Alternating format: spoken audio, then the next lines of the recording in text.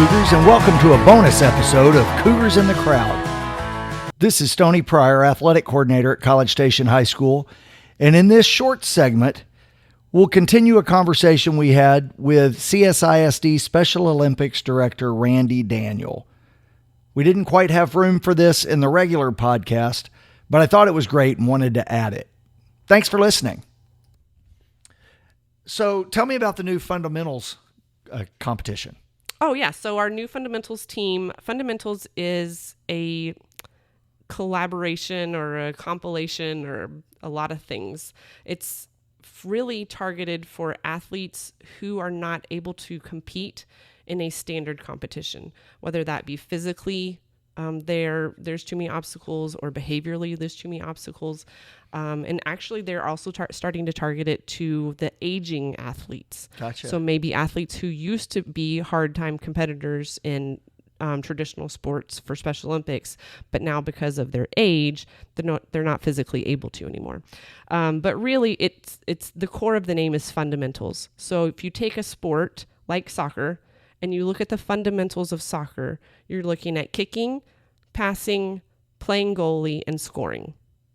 And so what they do is they break up that sport into the fundamental skills, and then the athletes go through stations where they identify equipment either verbally or by pointing at it or looking at it, where they touch equipment. Maybe they haven't seen it before because it's floorball or ice skating or something like that.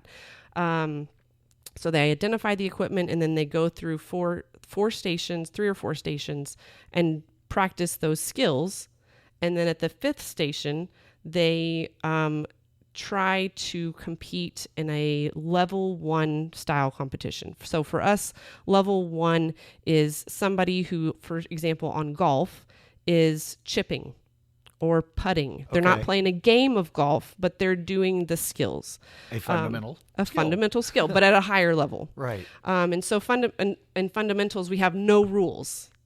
And cheating is encouraged. So some of our athletes, they can't kick. And so maybe they push a switch that activates a foot that kicks the ball into the net. Gotcha. Or maybe they, wave their hand in front of a motion sensor switch that moves the goalie or hits a ball or shoots a basket. Or maybe instead of using their hand to hit the switch, they use their head to hit the switch.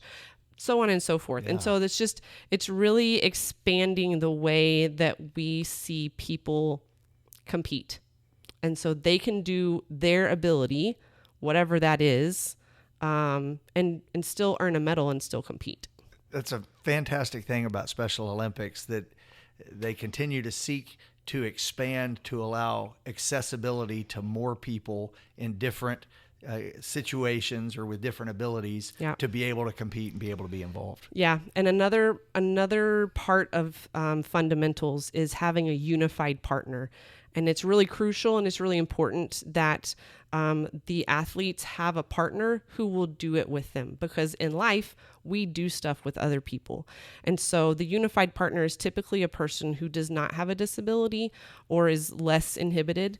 And so we've been able the past couple of years to get juniors, sophomores, seniors over at Consol, because that's just kind of where we started it, to come and be a unified partner with our athletes. And so they're not only working with someone who does not have a disability, and we're working towards that inclusion, but also they are working with somebody and they are learning how to work with someone else who's not their mom, who's not their dad, who's not their teacher. And so they're really been able to form relationships and friendships that go past Special Olympics. And so that's been really cool, just to have that opportunity for that to blossom. Sure, that peer relationship. It's huge. Great. It's huge for everybody. Yeah, because we all want to be part of something bigger than ourselves. It's hard to be part of something bigger if you don't have a personal connection. For sure. So let me ask you a couple other things. So We have partner PE at College Station High School. Do they have that at Consol as well? Yep, we have partner PE at Consol High School, and we have what we call PE Buddy at Welborn Middle School. So explain to our listeners what partner PE or Sure. the buddies are. Yeah, so it's very similar to kind of the idea I just shared about fundamentals, where we have a PE class where some of our more significantly impaired students are going to PE, and they are still doing the Texas essential knowledge and skills stuff that that every high schooler is supposed to learn in PE.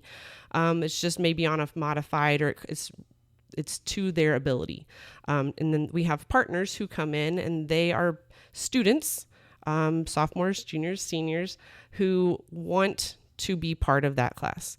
We don't just pick random people. We want somebody who wants to be there. And so they come in and they partner, and they're all partnered up, and it rotates every few weeks, and they do PE together. So badminton, bowling, soccer, basketball, tennis, all the units that we do in PE in high school and junior high, middle school, they're doing in their class. So it's been really fun. And again, it's another opportunity for that inclusion piece, but also for those relationships to begin. And now, even at Welborn, at a younger age. It's a fantastic program and great ideas for our students. Yeah, it's been really fun. It's been really rewarding to be able to really be part of and to help facilitate the inclusion of some of our life skills students really into their schools, where they go to school every day, but sometimes they're not seen.